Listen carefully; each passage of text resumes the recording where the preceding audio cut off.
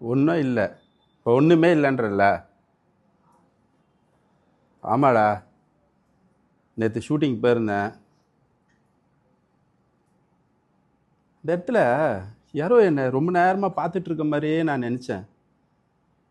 யாரா இருக்கும் யாரா இருக்கும்னு ரொம்ப நேரமாக யோசிச்சுட்டே இருந்தேன்.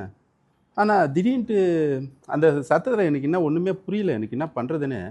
யாரா இருக்கும் இது?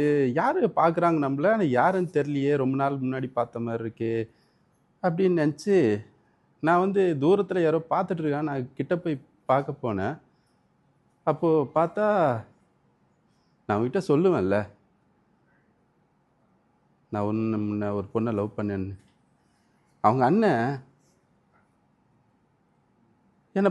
அவன் என்னை பார்த்து நானும் பார்க்குறேன், அவனும் என்னை பார்க்குறான்.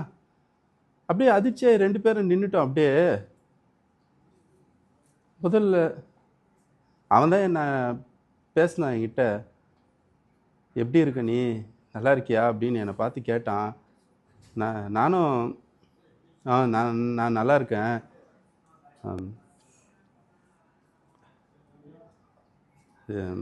வீட்டில் எல்லாம் நல்லா இருக்காங்களான்னு கேட்டேன் அவங்கள பார்த்து. உடனே எல்லாம் நல்லா இருக்காங்க.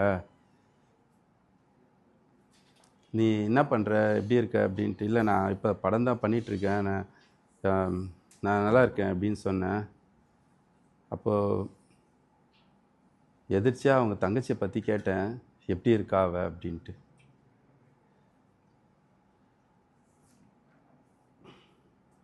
அவளுக்கு கல்யாணம் ஆகிட்டதா சொன்னாங்க.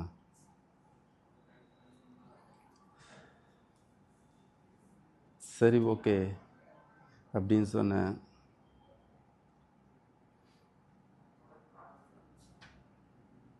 அவள் சொன்னால், அந்த பொண்ணு எனக்கு ரொம்ப நாளாக நான் எப்படியாவது நான் வந்துடுவேன் தேடி அப்படின்னு சொல்லி ரொம்ப நாளாக எனக்காக காத்துட்டு இருந்தாலாம்.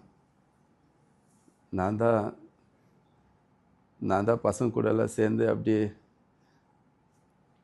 ஒரு மாதிரி சுற்றிட்டு இருந்தால, வேலை வெட்டி இல்லாமல். ஆனால் அவள் எங்கள் வீட்டாண்டெல்லாம் வந்து தேடினாலாம் என்ன. செண்டை தானே போட்டிருக்கோம், திருப்பியும் வந்துடுவேன் அப்படின்ட்டு எனக்காக தேடினாலாம் அவள். நான் தான் வந்து அறிவு கெட்ட மாதிரி இவ்வளோ நாளாக ஒரு பொண்ணு, அந்த பொண்ணு எவ்வளோ ஏங்கி போயிருக்கோம்ல என்னை பார்க்காம. நான் தான் இது மாதிரி இருந்துகிட்ருக்கேன். ஓகே, சரி வரேன் அப்படின்னு வந்துட்டேன்.